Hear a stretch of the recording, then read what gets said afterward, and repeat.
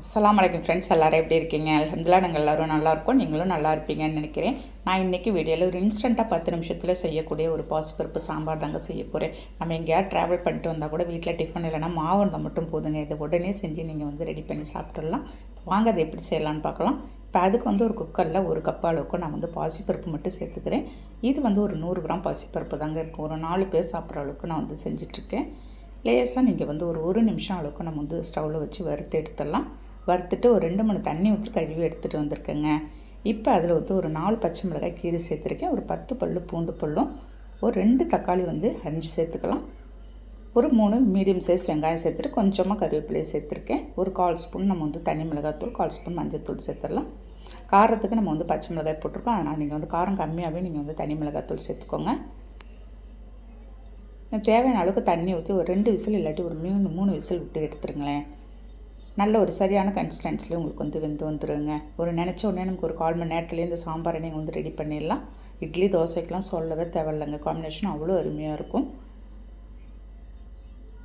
கரெக்டாக ஒரு 2 விசில் விட்டு நம்ம ஆஃப் பண்ணிவிட்டு பாருங்கள், ஒரு சரியான கன்சிஸ்டன்சிக்கு வெந்து வந்திருக்கும். நம்ம வறுத்துட்டு செய்யும்போது உங்களுக்கு ரொம்பவும் குழையாதுங்க. இந்த அளவுக்கு தான் வெந்து வரும். நான் எப்பயுமே இதே மாதிரி இதிலே வச்சு நான் அப்படியே தாளித்து விட மாட்டேன். ஒரு பருப்பு கடையிற சட்டியில் அப்படியே ஊற்றிட்டு நம்ம மத்தால கடைஞ்சிட்டு உங்களுக்கு தாளிக்கும் போது அவ்வளோ அருமையாக இருக்குங்க. எல்லாமே நமக்கு கடைஞ்சி வந்துடும் நல்லா. பாருங்கள் எந்த அளவுக்கு இருக்குது பார்த்தீங்களா? நம்ம இட்லியில் ஃபுல்லாக ஊற்றி சாப்பிடும்போது சொல்லவே தேவையில்லைங்க. கொஞ்சமாக நம்ம ஒரு 1/4 ஸ்பூன் அளவுக்கு தூள் உப்பு சேர்த்துட்டு ஃபைனலாக மல்லியில் கொஞ்சமாக கட் பண்ணி சேர்த்துடலாம். இப்போ ஒரு ஃபைனலாக தாளிப்பு தாங்க நான் பார்க்க போகிறேன். தாளிக்கிற கரண்டியில் ஒரு 2 ஸ்பூன் அளவுக்கு ரீஃபைண்ட் ஆயில் சேர்த்துட்டு 1/2 ஸ்பூன் கடுகுளுத்த பருப்பு சேர்த்துடலாம். நல்லா பட்டுன்னு கருகழுத்த பருப்பு பொரிஞ்சு வந்ததும் ஒரு வெங்காயம் நறுக்கி சேர்த்துக்கலாங்க. வெங்காயமும் நல்லா உங்களுக்கு ப்ரௌன் கலரில் ஆகணும். அந்தளவுக்கு பொரிஞ்சதும் நான் 2 காஞ்ச மிளகாய் கிள்ளி போட்டுட்டு கருவேப்பிலை கொஞ்சமாக சேர்த்து ஃபைனலாக ஒரு 1/2 ஸ்பூன் அளவுக்கு பெருங்காயத்தூள் சேர்த்து அப்படியே தாளித்து ஊற்றிட வேண்டியதாங்க. கமன்னு சூப்பரான ஒரு வாசனையில் நம்ம பாசிப்பருப்பு சாம்பார் ரெடி பண்ணியாச்சு. நல்ல ஒரு சூப்பரான டேஸ்ட்டில் இருக்குங்க. நீங்கள் இட்லியில் அப்படியே தொட்டுலாம் சாப்பிடக்கூடாதுங்க. நிறைய ஊற்றி நீங்கள் சாப்பிட்டு பாருங்களேன்.